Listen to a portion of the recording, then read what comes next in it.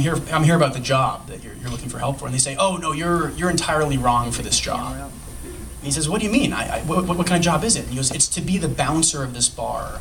And this bar is the toughest bar in the world. There's like 15 fights a night, and you're a scrawny guy. There's no way you can do this. And he said, no, I'm scrawny, but I'm crazy and I'm tough. I can do it. And he said, no, you can't do it. You're too thin. You're too small. And he said, no, let me tell you how crazy I am. I've already ruined this joke, by the way. I can see all the sad, bored faces. I've already over-explained the beginning. Anyway, the guy says, no, let me tell you how crazy I am. I was once riding in a rodeo, and I was holding on so tight to the rope that when the bull, this was the toughest bull in the rodeo, it bucked me off, I ripped off my own hand. It flew off. I ran, I grabbed it, I went back to the thing that rodeos have as a backstage or underground or something. I sewed it on myself, and then I came out on the next bull, and I won the rodeo. And the bartender says, dang, that is tough. You got the job. And the guy goes, all right. Terrible joke or not so bad? All right, thank you for the sympathy.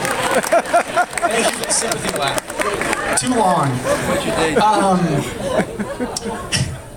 Most kids, when they grow up, they want to be Buzz Aldrin or Superman or Muhammad Ali. I always wanted to be Jim Varney. Does anybody really know who Jim Varney is? Do you really? Are you serious? Say who he is. He was the guy that was on TV and he did... Ernest P. Worrell. What are you talking about, Vern? Do the tattoo kids know? Hey, Vern.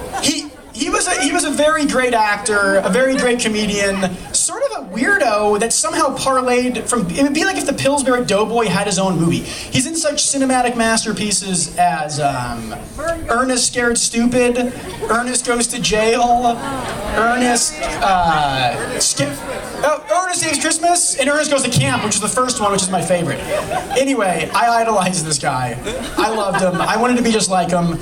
And then when he was 50, he actually died of lung cancer. And I was rather young at the time, and it sort of affected me massively. I don't want to bum you guys out, so I'm going to go down and then go up. And anyway, the thing I loved most about Ernest or Jim was that he was a great example.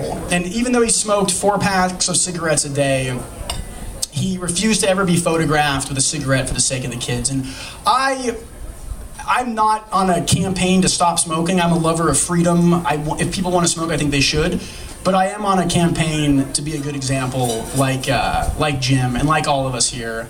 And I can't thank you enough for being here. It's a great association. The Lung Association is the best. Cancer sucks. It's dumb. I don't know how else to say it. Lung cancer is the worst. It's like it kills 1.3 million people a year in the world, and it's awful. And you all being here tonight is helping a great cause. I'm now going to introduce another great example. Oh, yeah, Mom. Questions? What kind of questions?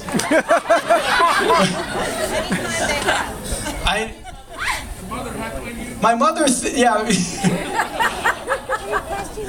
I don't know. If you really want to be bored, ask some questions. If not. No questions? Marilyn, tell him I won the bid for his t-shirt. Congrats. That's great. Great Q&A. And moving on. You never actually has a question. Yeah. Oh, thank you. Just talking about celebrity ghost stories. It's yeah. Now it's 100% real.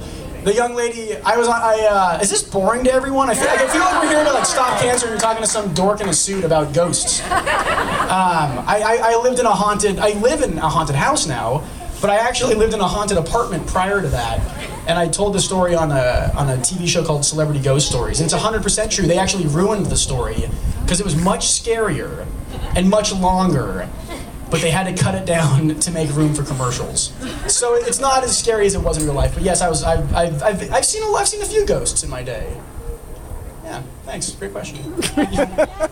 So Matthew, on Criminal Minds, with all the episodes you've done that are so fantastic and frankly quite scary sometimes, has there ever been one of those really badass guys, one of those really sickos, that instead of getting the electric chair or the gas chamber or shot or whatever you all do to them, did any of them die from lung disease?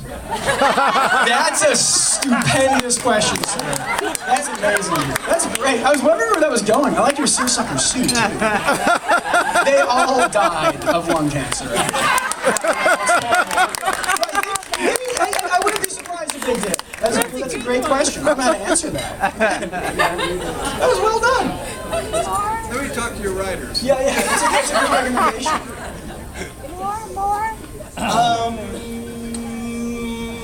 I'm going to introduce a great kid, a great role model. The next Jim Varney, maybe? Just kidding. Meaning like talented. Yes. And I actually forgot your name, so I'm going to walk with you. I'm sorry, I have it phonetically. Damani Brewington. He's very talented. He works for the tattoo program, the Teens Against Tobacco Use. He's going to my alma mater next year, the Las Vegas Academy. He's taller, but he's on a lower step, so he looks short. Step on up, step on up.